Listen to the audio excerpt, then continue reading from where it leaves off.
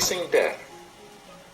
This meditation was given on the morning after Mr. Peter Borman had lectured to the school on the British ascent of the southwest face of Everest in 1975.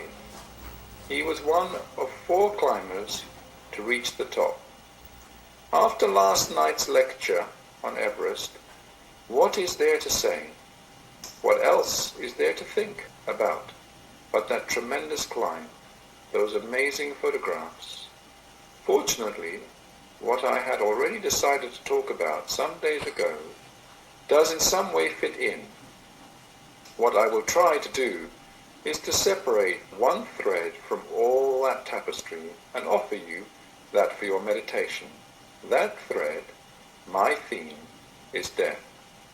A writer has described man as being, through fear of death all his lifetime, subject to bondage, slaves, prisoners to death. But some of you will say, I am not afraid of death. In fact, I am often surprised how many of you say that. I wonder if it really is so.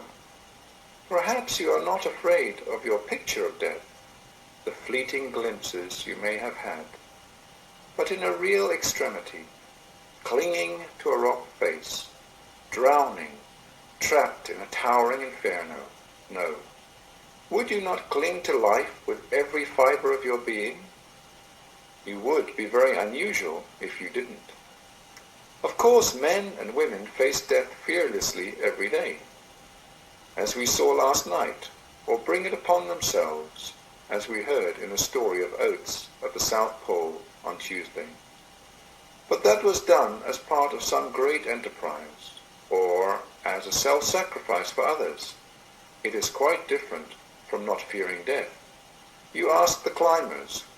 No, we fear it. Basically and rightly, we fight for life. But we must try to get it into proportion. While we fear it, we must not be in bondage to it.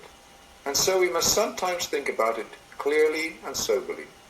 The great English novelist E.M. Forster wrote, "Death destroys a man. The idea of death saves him." A strange saying. Think about it. Death destroys a man.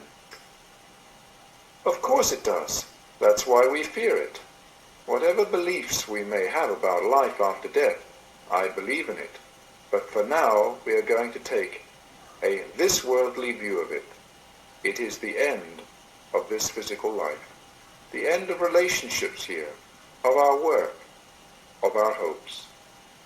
To help you think about your death, I am going to imagine mine.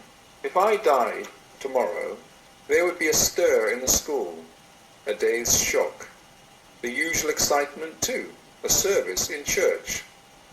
Some few would miss me deeply, but most of you, I must face it, would soon get over it. A new maths master, occasionally one of you would say something about that chap, what was his name, who used to teach maths here, but the gap would soon close, the wound heal.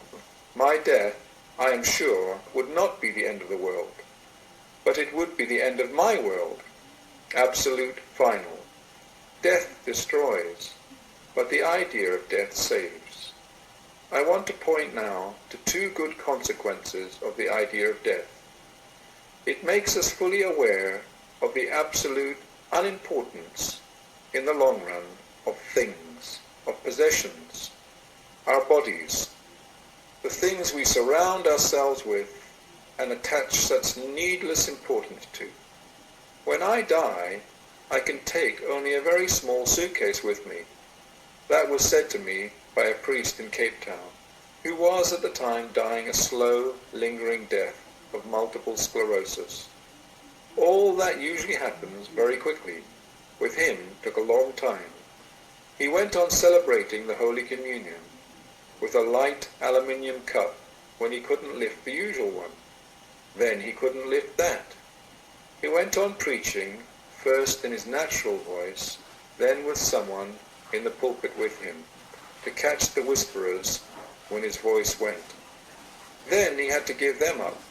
Everything was stripped away. Position, influence, his world narrowed down to a single armchair. But as he was stripped of all these outward things, so the inward things, the man's spirit, became almost visible. The weaker he became outwardly, the stronger he became inwardly. So first, the idea of death makes us realize the unimportance of the outward things. A vivid consciousness of death and the desire to overcome death is the greatest urge to make, to create, to climb. Pasternak, the author of Dr. Zhivago, describes man's systematic work devoted to the solution of the enigma of death, so that death itself may eventually be overcome. That is why people write symphonies, and why they discover mathematical infinity and electromagnetic waves. This is not only so that something may survive them after they die. Most great artists are not very interested in their works after they are finished. But in the act of creation, you know it. You have all experienced it. You touched something beyond death. That picture you have painted, that poem, that mathematical proof, that mountain you have climbed, it takes you beyond yourself. And so you have touched or been touched by something that is deathless, eternal. The greatest yearning in the heart of all human beings who have really faced death is to overcome it. But if you haven't faced it, then of course there is no urge to conquer it. Think about it now. Death destroys a man. The idea of death saves him. April 1977 by Dennis McWilliam.